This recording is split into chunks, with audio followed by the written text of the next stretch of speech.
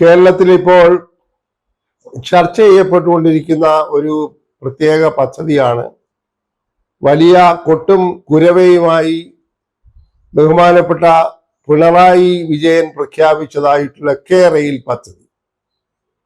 ഇപ്പോൾ ഈ കെ-റെയിൽ പദ്ധതി ഭൂമിയിൽ എവിടെങ്കിലും പദ്ധതിയായി നിൽക്കുന്നുണ്ടോ എന്ന് പ്രഖ്യാപിച്ചവർക്കോ കേട്ടവർക്കോ പോലും യാതൊരു നിശ്ചയവുമില്ല.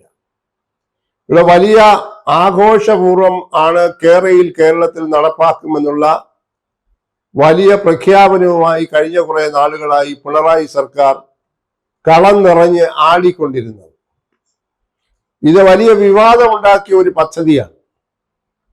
എന്താണ് ഈ പദ്ധതിയുടെ പിന്നിലുള്ള ഉദ്ദേശം എന്നുള്ളതിനെ കുറിച്ച് ഇപ്പോഴും വ്യക്തമായി വിശദീകരണം നൽകാൻ നിലവിലുള്ള സർക്കാരിന് കഴിഞ്ഞിട്ടില്ല. എന്നാൽ ഏകപക്ഷീയമായി ഒരുതരം ദുർവാശിയോടുകൂടെ ഈ പദ്ധതി നടപ്പാക്കാൻ പിണറായി സർക്കാർ ശ്രമിച്ചപ്പോൾ കേരളത്തിൽ ലക്ഷങ്ങളോളം വരുന്ന ജനങ്ങൾ അനുഭവിച്ച ദുരിതം ഇന്നും ഒരു മാറാത്ത ദുഃഖകഥയായി പൊതുസമൂഹത്തിൽ അവശേഷിക്കുകയാണ്. പാവപ്പെട്ട ആളുകളുടെ ഭൂമി കയ്യേറി അതിലൂടെ ഒരു പുതിയ റെയിൽപാത നിർമ്മിക്കുന്നതിനുള്ള നടപടികളുമായിട്ടാണ് ഈ പിണറായി സർക്കാർ കഴിഞ്ഞ കുറെ വർഷങ്ങളായി രംഗത്ത് നിൽക്കുന്നത്. ഇത് സംബന്ധിച്ചുള്ള പഠനങ്ങൾ ഒന്നും വേണ്ട രീതിയിൽ സാമൂഹ്യ ആഘാത പഠനമോ മറ്റു തരത്തിലുള്ള ആഘാതങ്ങളെ കുറിച്ചുള്ള പഠനമോ ഒന്നും വേണ്ട രീതിയിൽ ശാസ്ത്രീയമായി നടത്താതെ കുറെ പാവപ്പെട്ടവരുടെ 5-10 സെന്റുള്ള ആളുകളുടെ വീടിന്റെ കുളിമുറിക്കകത്തുകൂടെ അളവെടുത്ത് റെയിൽവേ ട്രാക്കാണ് എന്ന് സാങ്കല്പികമായി നിശ്ചയിച്ചുകൊണ്ട് നടത്തിയ ചില അഭ്യാസങ്ങൾ വൻപിച്ച പ്രതിഷേധത്തിനിടയാക്കി. ജീവിക്കാൻ മാർഗമില്ലാതെ ആളുകൾ വല്ലാതെ അഴലുന്ന ഒരു അവസ്ഥയിലേക്ക് ഈ പദ്ധതി ജനങ്ങളെ കൊണ്ടെത്തിക്കും എന്ന ആശങ്ക പൊതുസമൂഹത്തെ നന്നായി ബുദ്ധിമുട്ടിലാക്കി. അവർക്കുള്ള വസ്തുവിന്റെ ഭൂരിഭാഗവും എടുത്തുകൊണ്ട് പോവുകയും അവർ വഴിയാധാരമാവുകയും ചെയ്യുന്ന ഒരു ഭയം കൊണ്ട് പല കുടുംബങ്ങളും അക്ഷരാർത്ഥത്തിൽ ഞെട്ടിപ്പോയി. അതിന്റെ ഫലമായി ഉണ്ടായ പ്രതിഷേധം, പൊതുജന രോഷം അതിശക്തമായിരുന്നു. എന്നിട്ടും പിന്മാറാതെ പിണറായി സർക്കാർ ഭൂമി അടയാളപ്പെടുത്തുന്നതിന് വേണ്ടി കെ-റെയിലിന് വേണ്ടി ഈ വസ്തു അളന്ന് യാതൊരു മുന്നറിവോ വേണ്ട രീതിയിലുള്ള പഠനമോ നടത്താതെയും ഉടമസ്ഥർക്ക് വേണ്ട രീതിയിലുള്ള നഷ്ടപരിഹാരം നൽകാതെയും അവർ കൈവശം വെച്ചിരിക്കുന്ന വസ്തുവിന്റെ കിടപ്പ് നോക്കാതെയും അളവ് നോക്കാതെയും വസ്തു അളന്ന് സർവേ നടത്തി കുറെ മയിൽക്കുറ്റികൾ പോലെ കുറെ മഞ്ഞ പെയിന്റ് അടിച്ച കുറ്റികൾ സ്ഥാപിച്ചു. വളരെ സങ്കടകരമെന്ന് പറയട്ടെ, ഈ പല കുറ്റികളും സ്ഥാപിച്ച് നേരത്തെ പറഞ്ഞതുപോലെ 10-15 സെന്റിൽ താമസിക്കുന്ന ആളുകളുടെ ശുചിമുറിയിൽ പോലും ആണ് എന്നതാണ് ഏറ്റവും ഞെട്ടിപ്പിക്കുന്ന അത്ഭുതപ്പെടുത്തുന്ന വസ്തുത. അല്ലാതെ തന്നെ ഉണ്ടായ ഒരു വലിയ പ്രതിസന്ധി എന്ന് പറയുന്നത് ഈ സർവേ നടത്തി ഈ മഞ്ഞ കുറ്റികൾ സ്ഥാപിച്ചത് മൂലം ശേഷിക്കുന്ന വസ്തുക്കളോ കൈവശമുള്ള വസ്തുക്കളോ ക്രയവിക്രയം ചെയ്യാൻ കഴിയാതെ വല്ലാതെ ബുദ്ധിമുട്ടുന്നതായിട്ടുള്ള 10,000-കണക്കിന് ആളുകൾ അവരുടെ കുഞ്ഞുങ്ങളുടെ വിദ്യാഭ്യാസത്തിനോ കുഞ്ഞുങ്ങളുടെ വിവാഹത്തിനോ വസ്തു പണയം വെച്ചോ വസ്തു വിറ്റോ പണം സ്വരൂപിക്കാനുള്ള എല്ലാ സാധ്യതകളും ഈ മഞ്ഞക്കുറ്റി കാരണം തടയപ്പെട്ടു. ആത്മഹത്യയുടെ വക്കിൽ പോലും എത്തിയതായിട്ടുള്ള നിരവധി ആളുകളുണ്ട്.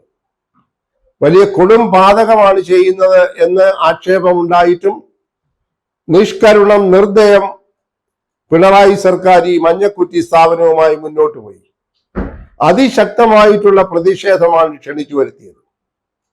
പൊതുസമൂഹം ജാതി മത വ്യത്യാസമന്യേ രാഷ്ട്രീയ അഭിപ്രായ വ്യത്യാസങ്ങളെല്ലാം മറന്നുകൊണ്ട് ഇതിൽ ബാധിക്കപ്പെട്ടതായിട്ടുള്ള ധാരാളം ആളുകൾ രംഗത്തിറങ്ങി പല വിധത്തിലുള്ള സമരമാർഗങ്ങൾ സ്വീകരിച്ചു. അതിന്റെ പേരിൽ പോലീസിന്റെ ലാത്തി ചാർജിന് വിധേയമായവർ, കിടപ്പാടം നഷ്ടപ്പെട്ടവർ, അനേകം സ്ത്രീകൾക്ക് പോലും പലതരത്തിലുള്ള ബുദ്ധിമുട്ടുകൾ, പോലീസിന്റെ ലാത്തിയടിയൊക്കെ ഏൽക്കേണ്ടി വന്ന ഒരു മഹാസംഭവമാണ് ഈ കേരയിൽ പദ്ധതി. എന്നാൽ ഒരുപക്ഷെ ജനങ്ങളുടെ പ്രാർത്ഥന കൊണ്ടാകാം അതെല്ലാം ഇപ്പോൾ പൂട്ടിക്കെട്ടിയിരിക്കുകയാണ്. ഇപ്പോൾ കുറെ മഞ്ഞക്കുറ്റികൾ സ്ഥാപിച്ചിരിക്കുന്നതായിട്ടുള്ള വസ്തുക്കൾ അതിന്റെ ശേഷിക്കുന്ന ഉടമസ്ഥർക്ക് ക്രയവിക്രയം ചെയ്യാനോ ബാങ്കിൽ പണയപ്പെടുത്താനോ ഒന്നും ചെയ്യാൻ കഴിയാത്ത ഒരു ദുരവസ്ഥയിലാണ്.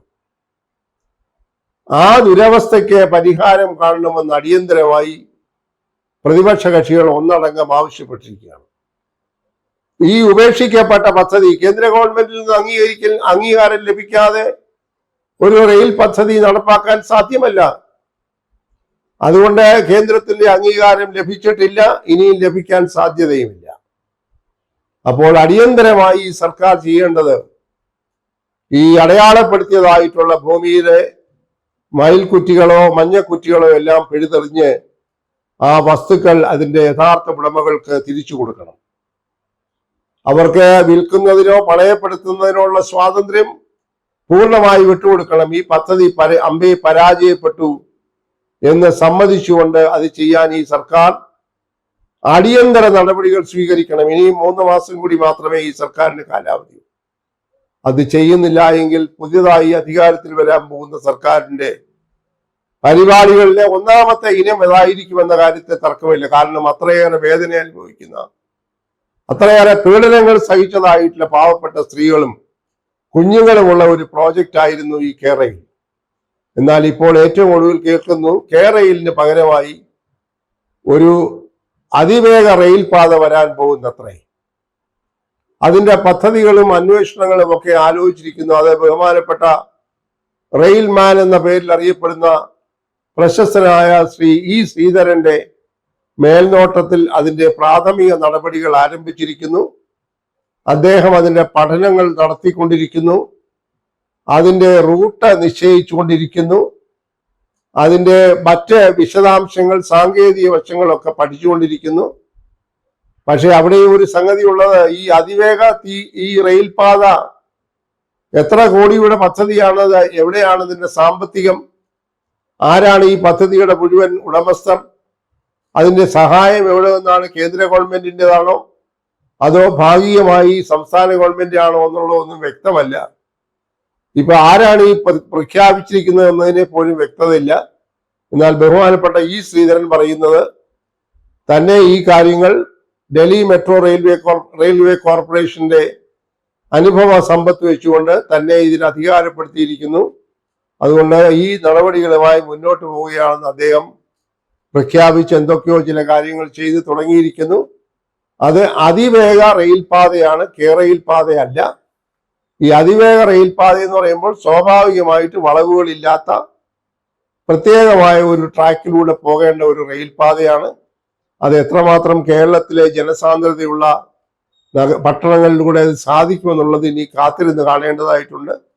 രണ്ടാമതായി ഇതിന് വസ്തുവൊക്കെ അല്ലെങ്കിൽ ഭൂമി ഏറ്റെടുത്ത് കൊടുക്കണമെന്നുണ്ടെങ്കിൽ 1 എന്ന് തുടങ്ങിയുള്ള സർവേ ആരംഭിക്കണം.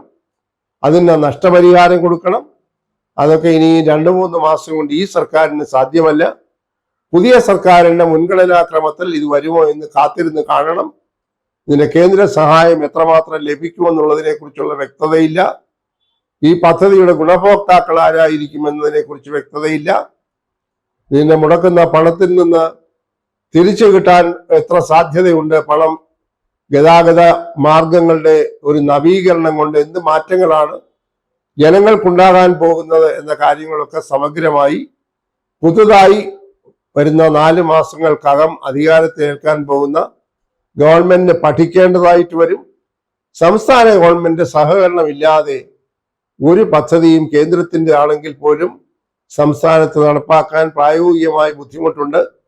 അത് തിരിച്ചറിഞ്ഞ് പ്രായോഗികവും അതേസമയം ജനങ്ങളെ ബുദ്ധിമുട്ടിക്കാത്തതുമായ ഒരു പദ്ധതിയാണ് ഈ അതിവേഗ റെയിൽപാത എങ്കിൽ ഒരു പക്ഷേ അതിന് പുതിയ സർക്കാർ പച്ചക്കൊടി കാട്ടിയെന്ന് വന്നേക്കാം. ഇപ്പോൾ അതിനെ സംബന്ധിച്ചൊന്നും പറയാൻ സാധ്യമല്ല. ആരോ പറയുന്നത് കേട്ടു, കേരള സർക്കാരിന്റെ കേന്ദ്രത്തിലെ ദല്ലാളായി പ്രവർത്തിക്കുന്ന പ്രൊഫസർ KV തോമസ് ആണ് ഈ ശ്രീധരനെ ഇതൊക്കെ ചുമതലപ്പെടുത്തി മുന്നോട്ട് പോകാൻ പറഞ്ഞിരിക്കുന്നത്. അദ്ദേഹത്തിന്റെ വാക്കും അദ്ദേഹത്തിന്റെ പ്രസ്താവനകളും ഒക്കെ എത്രമാത്രം പ്രയോജനകരമായിരുന്നു എന്ന് കഴിഞ്ഞ കാലങ്ങളിലൊക്കെ പരിശോധിക്കുന്നവർക്കറിയാം. അതുകൊണ്ട് KV തോമസ് എന്ന് പറയുന്ന ആളിന്റെ നിർദ്ദേശം അനുസരിച്ചൊന്നും കേരളത്തിൽ ഒരു ചുക്കും സംഭവിക്കാൻ സാധ്യതയില്ല. അതുകൊണ്ട് ബഹുമാനപ്പെട്ട ശ്രീധരന് കേന്ദ്രത്തിൽ നിന്ന് വല്ല നിർദ്ദേശവും ലഭിച്ചിട്ടുണ്ടോ എന്ന് അദ്ദേഹം വ്യക്തമാക്കേണ്ടി വരും. ഇതിന്റെ മറ്റ് സാമ്പത്തിക ബാധ്യതകളെ കുറിച്ച് വ്യക്തമാക്കണം. ഇത് പോകുന്ന റൂട്ട് നിശ്ചയിക്കണം. അതിന്റെ നഷ്ടപരിഹാരത്തെ കുറിച്ച് നിശ്ചയിക്കണം. അത്തരം കാര്യങ്ങളൊക്കെ പുറത്തു വന്നാൽ മാത്രമേ ഈ പ്രോജക്റ്റിനെ സംബന്ധിച്ച് ഖണ്ഡിതമായി ഒരു അഭിപ്രായം രൂപീകരിക്കാൻ സാധിക്കുകയുള്ളൂ. അത് വൈകാതെ ഉണ്ടാകും. അത് കഴിഞ്ഞ് പുതിയ സർക്കാർ വരുമ്പോൾ ഇതിനോട് എങ്ങനെയാണ് പുതിയ സർക്കാർ സമീപിക്കാൻ പോകുന്നതെന്നും കാത്തിരുന്ന് കാണേണ്ടതായിട്ട് വരും.